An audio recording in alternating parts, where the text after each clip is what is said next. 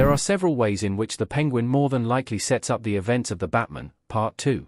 Taking place mere days after the events of 2022's The Batman, this new DC series set in the same continuity follows Colin Farrell's Ounce Cobb as he looks to become the new Kingpin of Gotham. To that end, the stage has very much been set for the next chapter in the Batman trilogy. Streaming on Max, The Penguin consists of 8 episodes in total, as Ounce Cobb and more Gotham criminals look to take advantage of the sizable power vacuum that was created when Riddler murdered Carmine Falcone in The Batman, the head of Gotham's biggest crime family. As Ounce clashes with the likes of Salvatore Maroni, Clancy Brown, and Carmine's daughter Sophia Falcone, Kristen Milioti, the Penguin provides multiple points of setup for the future by the end of the finale episode. To that end, here are 10 specific ways in which the Penguin has more than likely set up The Batman, Part 2. 10. The bat signal is a clear sign for Batman's return. Where has the Dark Knight been?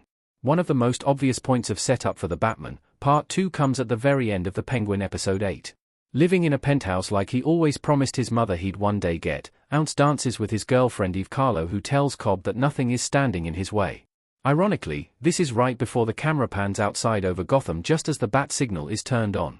As such, the bat signal feels like a pretty big shining sign that Batman will be coming for Penguin in the future, a very exciting way to end the Penguin while also teasing the future.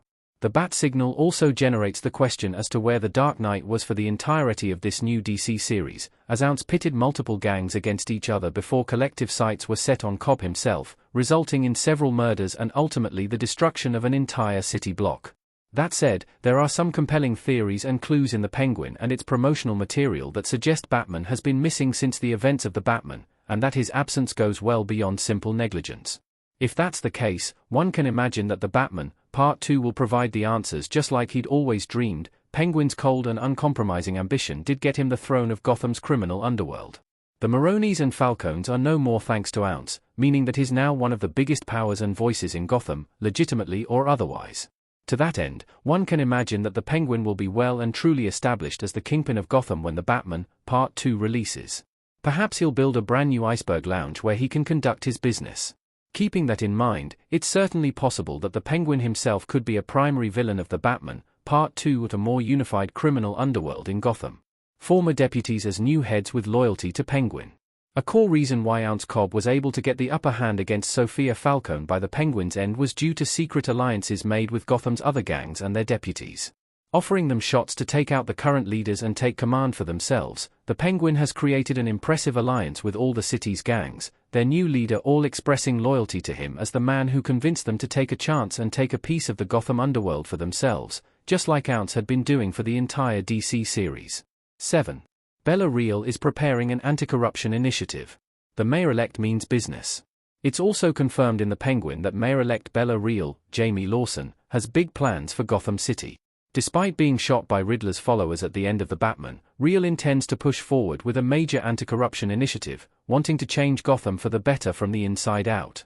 To that end, Real makes a brief cameo in the Penguin's finale when Ounce visits City Hall, one that seemingly suggests she may clash with Ounce and his future plans, which will likely be revealed in The Batman, Part 2. A Penguin is making friends in high places with Gotham's elite, particularly Councilman Hady. By the end of The Penguin, Ounce Cobb has gained a new ally in the form of Councilman Hady. Accepting OZ's proposed narrative, Hady publicly blames many of the Penguin's crimes on Sophia Falcone Gigante, the perfect scapegoat who makes Hady look good to the public, and Ounce appearing cleaner than he actually is going forward. As such, it stands to reason that Ounce and Hady will continue their alliance going forward, especially given OZ's interest in meeting more of Hady's friends in the Gotham elite. Likewise, it's also worth noting that Hady is a character from the original DC Comics, one of Gotham's many corrupt mayors.